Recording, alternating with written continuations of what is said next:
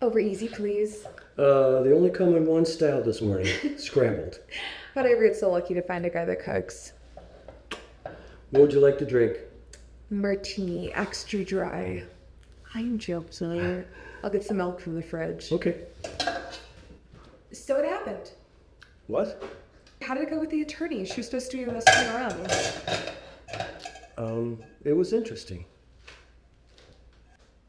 Hey there, Mr. Smooth. Why are you so jumpy? This is supposed to be a celebratory morning for us. And what do you mean interesting?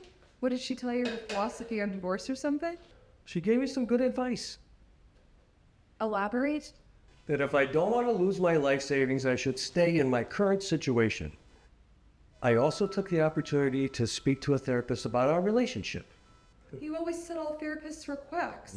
Yeah. What did they say? That you'll delete 10 more years from your life if you stay in a phony marriage? No, quite the contrary. They were a little bit surprised at how much younger you are than me.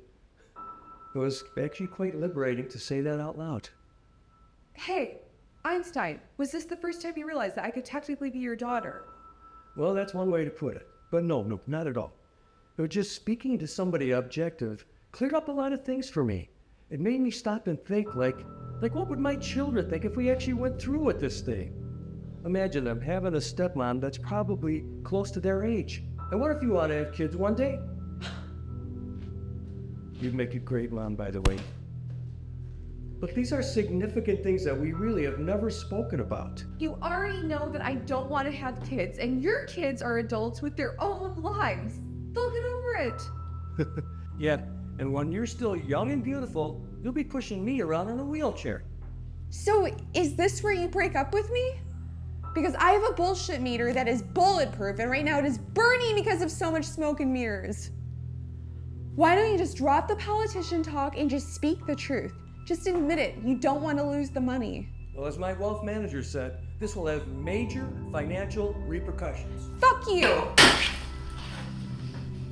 You are such a cliche. How dare you walk away from someone that you love to live in a castle with someone that you loathe? What a soulless existence sharing fancy trips with someone you never even speak I to. just need some more time to think about it, okay? Well, maybe I need some more time to think about if the press might be interested in some of the sleazy behaviors that go on in your office. Maybe they'd want to know how deals are really done. Well, which is why I was thinking that perhaps a little something for your troubles. I don't mean to seem crass, but perhaps you can consider this as a display of my affections. Well, I feel like I'm in a movie. Well, hopefully it's a romantic movie because I love you. But we live in an expensive world, and that's what this comes down to. You know what? I didn't mean what I said.